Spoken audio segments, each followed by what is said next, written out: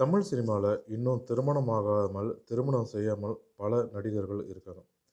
அதிலும் 40 வயதுக்கு மேலாகியும் திருமணமாகாத நடிகர்கள் நிறைய பேர் இருக்காங்க.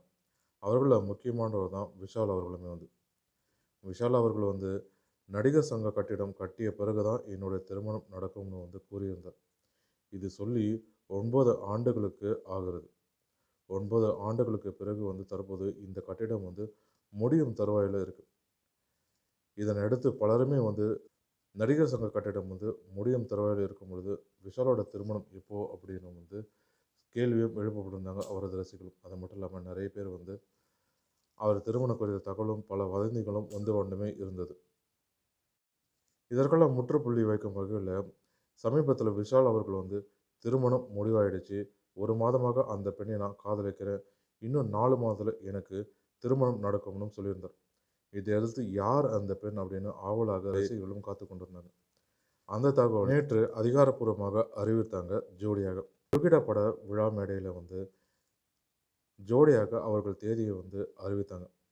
இந்த மேடை எங்களுடைய திருமண தேதி அறிவிக்கும் மேடையாக இருக்கட்டும் அப்படின்னும் சொல்லியிருந்தாங்க நடிகை தன்ஷிகா அவர்கள். இது குறித்து மேலும் பேசிய தன்ஷிகா அவர்கள் இருவரும் நண்பர்கள் என்பதையும் வெளிப்படையாக சொல்லலாம் அப்படின்னு நாங்கள் பேசிகிட்டு இருந்தோம். ஆனால் காலையில் செய்திகளை எங்களை திருமணம் குறித்த தகவலை வெளிப்படையாக சொல்லும் அளவுக்கு மாற்றியது அப்படின்னு சொல்லியிருந்தாங்க.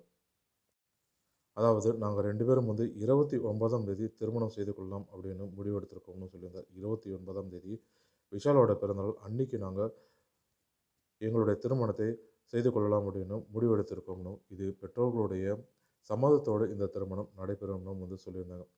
ஆகஸ்ட் 15ஆம் தேதி நடிகர் சங்க கட்டட திறப்பு விழாவாக எடுப்பதற்காக பல முயற்சிகளும் விஷால் அவர்கள் செய்து கொண்டிருக்கார். ஆகஸ்ட் 15ஆம் தேதி நடிகர் சங்க கட்டட திறப்பு விழா இருக்கும். அதை அடுத்து ஆகஸ்ட் 29ஆம் தேதி விஷாலோட பிறந்தநாள் அன்னைக்கு நாங்கள் இருவரும் திருமணம் செய்து கொள்ளோம் அப்படின்னு யோகிடா பட விழாவில் அவர்களது திருமண தேதியை வெளியிடும் விழாவாக நடத்தி காட்டினார்கள். அது மட்டும் இல்லாமல் சாய் தன்ஷிகா மேலும் பேசியது என்னென்னா, 15 ஆண்டுகளாக எனக்கு விஷாலை தெரியணும், நாங்கள் சந்தித்து கொண்ட பொது இடங்களில் எல்லா இடத்துலையுமே விஷால் அவர்கள் மரியாதையாகவே நடந்து கொண்டாரணும், எனக்காக பல இடங்களில் குரல் கொடுத்தாருன்னு சொல்லியிருந்தாங்க. பிரச்சனைன்னு ஏற்படும் பொழுது வேறு எந்த நடிகரும் எங்கள் வீட்டுக்கு வந்ததில்லை, எங்களுக்காக குரல் கொடுத்ததில்லை, எங்களுக்கு துணையாக கூட நின்றதில்லைன்னு சொல்லியிருந்தாங்க. விஷால் அவர்கள் தான் எங்களோட குரல் கொடுத்தாரு, எங்களுக்காக துணை நின்றார்னு சொல்லியிருந்தாங்க சாய் தன்ஷிகா அவர்கள். சாய் தன்ஷிகா அவர்கள் பார்த்திங்கன்னா தஞ்சாவூரை சேர்ந்தவர். இவர் பேராண்மை படத்தில் 5 கதாநாயகர்களில் ஒருவராக தமிழ் சினிமாவில் அறிமுகமானார். அதைத் தொடர்ந்து பரதேசி, அரவான், கபாலி உள்ளிட்ட படங்களையும் நடித்திருக்கார். தெலுங்குலையுமே பார்த்திங்கன்னா ஓரிரு படங்களில் நடித்திருக்காங்க.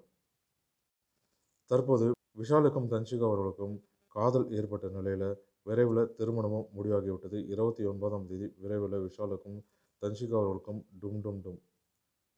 அதுவும் விஷாலோட பிறந்த நாளில் இவர்கள் திருமணம் செய்து கொள்வது மறக்க முடியாத நாளாக இருக்கும்னு ரசிகர்களும் வாழ்த்திட்டும் வராங்க. மேலும் இது போன்ற தமிழ் சினிமா தொடர்பான சுவாரஸ்யமான தகவல்களுக்கு தமிழ் சிறி கலாட்டா யூடியூப் சேனலை பார்க்கும். நன்றி, வணக்கம்.